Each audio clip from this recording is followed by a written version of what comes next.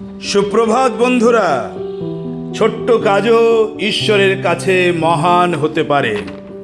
সিফরা ও পুয়া সাহসী ধাত্রীর গল্প আজ শোনাতে চাই।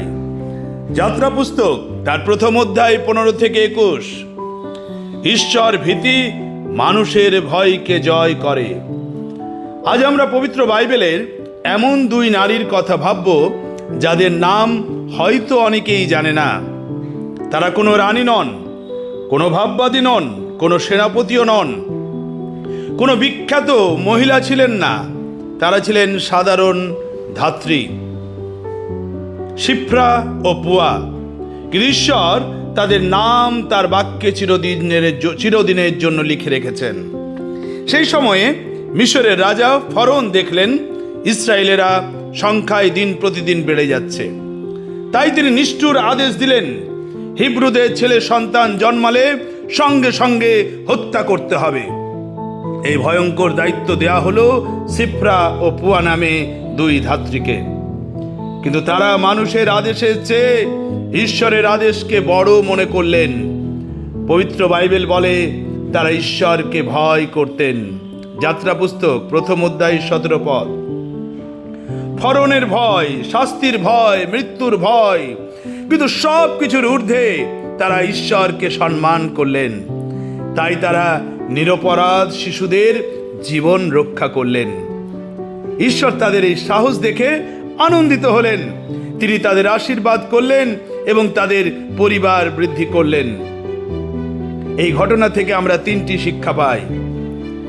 ঈশ্বরের ভয় মানুষের ভয়ের চেয়ে বড়। পৃথিবী অনেক সময় অন্যায়ের সঙ্গে আপোষ করতে বলে, কিন্তু একজন বিশ্বাসী জানেন ঈশ্বরের কাছে বিশ্বস্ত থাকাই সর্বোচ্চ কর্তব্য।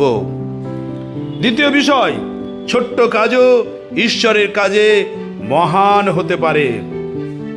সিফরা ও পুয়া ছিলেন সাধারণ ধাত্রী, কিন্তু তাদের বিশ্বস্ততার মাধ্যমে ঈশ্বর একটি জাতিকে রক্ষা করলেন। ঈশ্বর আমাদের পদমর্যাদা দেখেন না, তিনি আমাদের বিশ্বস্ততা দেখেন। তৃতীয় বিষয়, একজন মানুষের সাহস ইতিহাস বদলে দিতে পারে। যদি এই দুই ধাত্রী ভয় পেয়ে ফরনের আদেশ মানতেন, তাহলে অসংখ্য শিশু নিহত হতো। তাদের সাহস ভবিষ্যতের মুক্তিদাতা মসির প্রজন্মকে বাঁচিয়ে রেখেছিল। আজও সমাজ, কর্মক্ষেত্র বা জীবনের বিভিন্ন পরিস্থিতিতে আমরা অন্যায়ের সামনে দাঁড়াই। প্রশ্ন হলো, আমরা কি মানুষের ভয়ে নত হব নাকি ঈশ্বরের ভয়ে সত্যের পক্ষে দাঁড়াবো?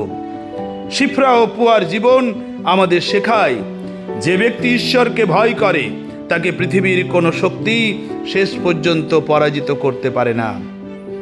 মানুষের ভয় ফাঁদ স্বরূপ, কিন্তু যে সদাপ্রভুর উপরে নির্ভর করে সে নিরাপদে থাকবে। হিতোপদেশ 29 অধ্যায় 25 পদ।